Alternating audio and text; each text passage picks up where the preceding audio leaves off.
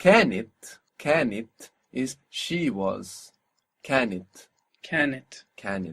How would you say she was busy? هي كانت مشغولة. مشغولة. The word for very is جدا. With a G, جدا. And to say very busy, we will say مشغول جدا. So it's going to come after the adjective. مشغول جدا. So how would you say she was very busy?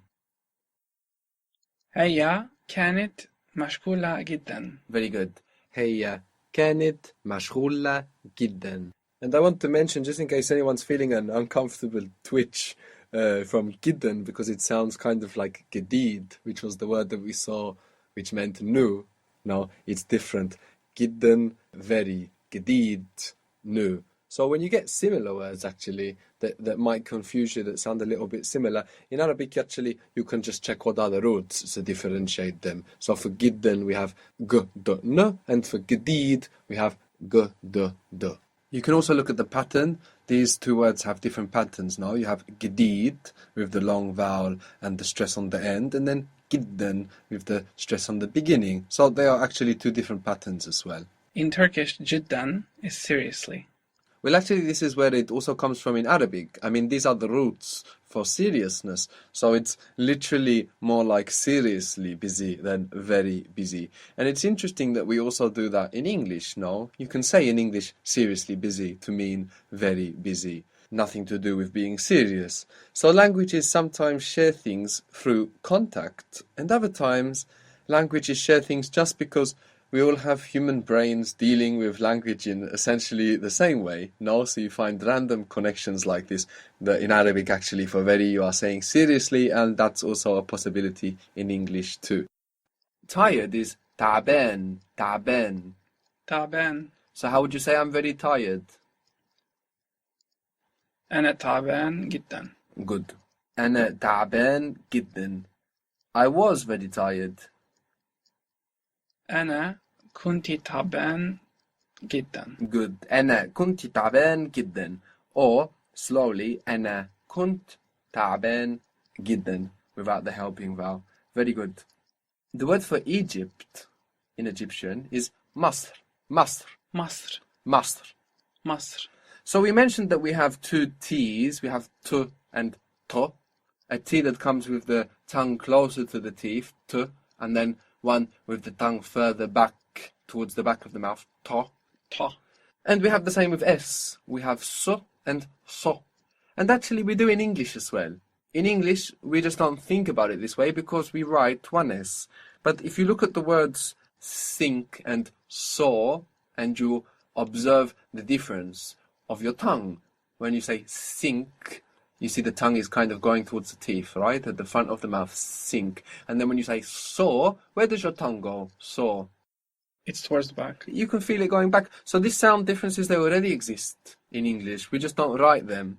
In Arabic, you have two different letters for these two different S's. So in Masr, which happens really naturally, you don't really have to think about it, the S, where's that S coming from? The front or the back? The back. Yes, Masr. So that's Egypt in Egyptian. How would you say in Egypt? في مصر. في مصر. Good. How would you say we were living in Egypt? We were living in Egypt. احنا كنا عايشين في مصر. Good, but it's important to keep that fi short. If you stretch it, I know you were probably just thinking through, no fi, but if you stretch it, it will sound like there is or there are. So you need a short fi. احنا كنا عايشين في مصر.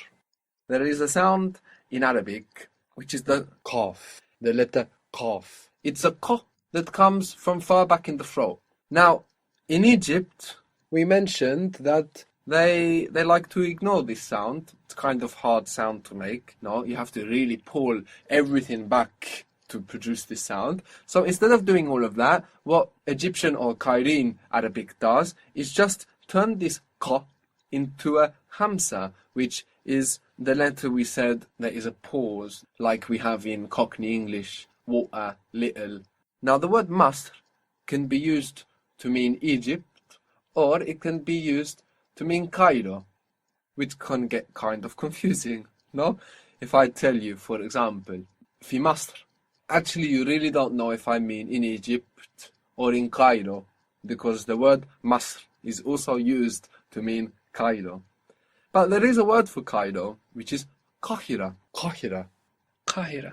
So here use the Qa. There are only a handful of words in Egyptian Arabic where the Qaf is maintained. Qahira for Cairo, Qarar, which is decide, but otherwise it's being left out and it's being replaced with a hamsa, with this pause. As we saw in a word like dilwati, actually in dilwati, it's not a written hamsa, it's a written qaf that's been assimilated into hamsa. So it would be dilwaqti, but it's not this dilwati in Egyptian, to avoid having to make that qaf. What was the word for very? جدا. Gidden. And other than gidden, you can say awi, which is qawi in standard Arabic, and that qaf has become a hamsa.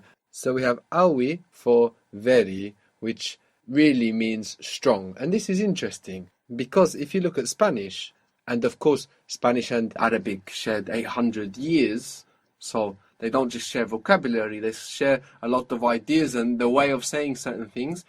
I'm sure you noticed in Spanish, you have fuerte to say a lot in different contexts. And fuerte, and you can hear this in English, it's related to force, no? Means strong.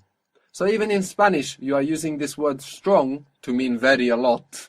And then you will find in Arabic, you are using awi, which is from qawi, which means strong. So how would you say I am strong? أنا قوي. Ana awi. Good. How about I'm very strong?